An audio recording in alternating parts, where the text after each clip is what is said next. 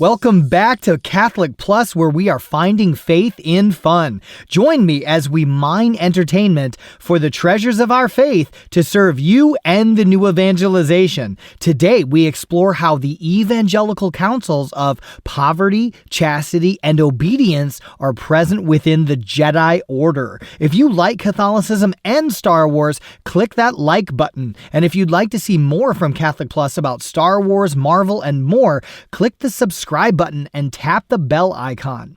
Let's look at the Jedi Order, whose structure and even name resembles elements of Catholicism, which is filled with all sorts of religious orders, all with their own charisms of emphasis. Consider, for example, the Franciscans, Dominicans, Jesuits, Salesians, St. Teresa of Calcutta's Missionaries of Charity, and the order to which my father, Brother Craig Digman, belongs, Glen Mary Home Missioners.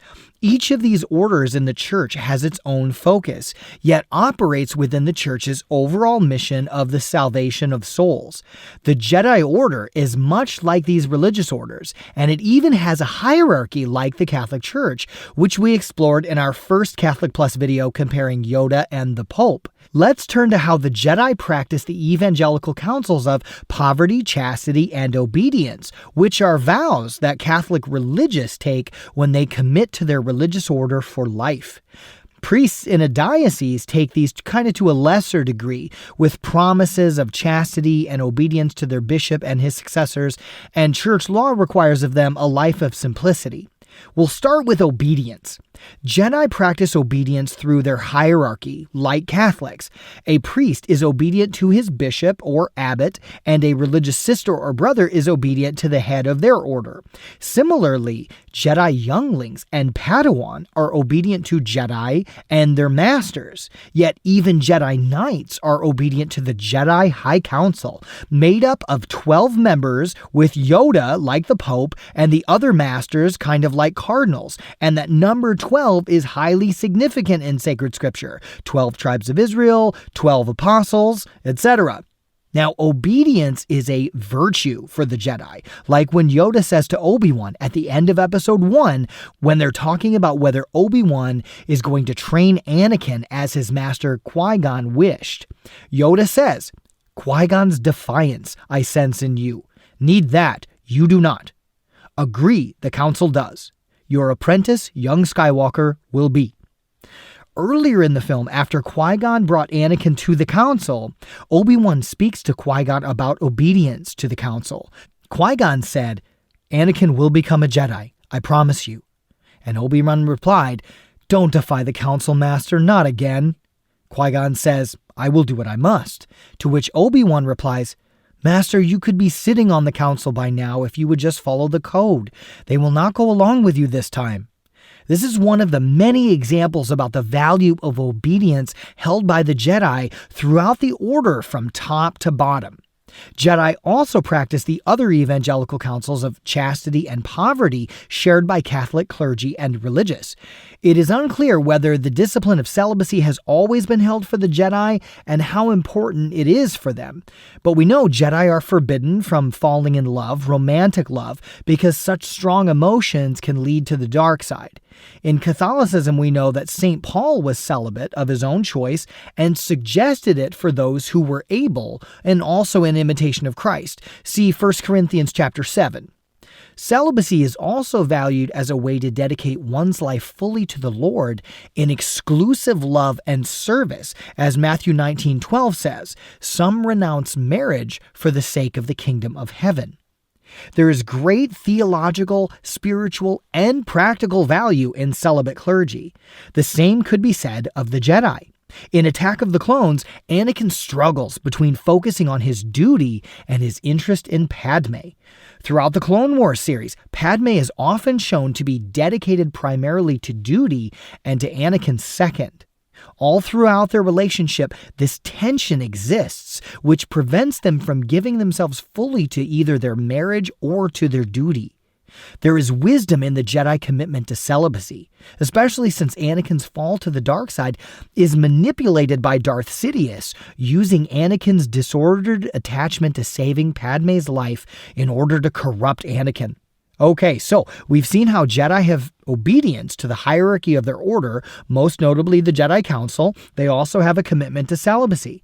We may also surmise that they have at least an appreciation of poverty through detachment as well.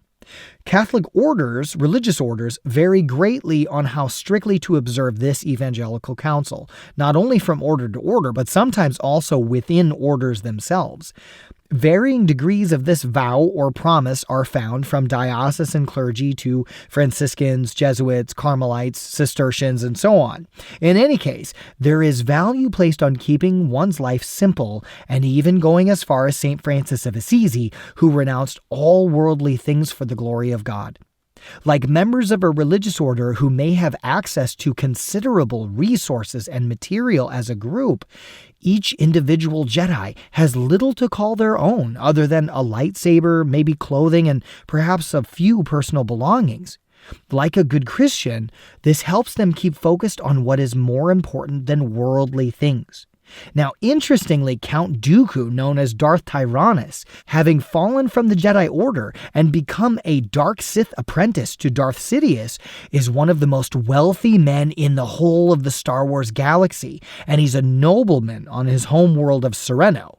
His degree of personal wealth and power is held in sharp contrast to the Jedi, who may command ships, legions of troops, and wield great authority during the Clone Wars, yet have little to physically call their own.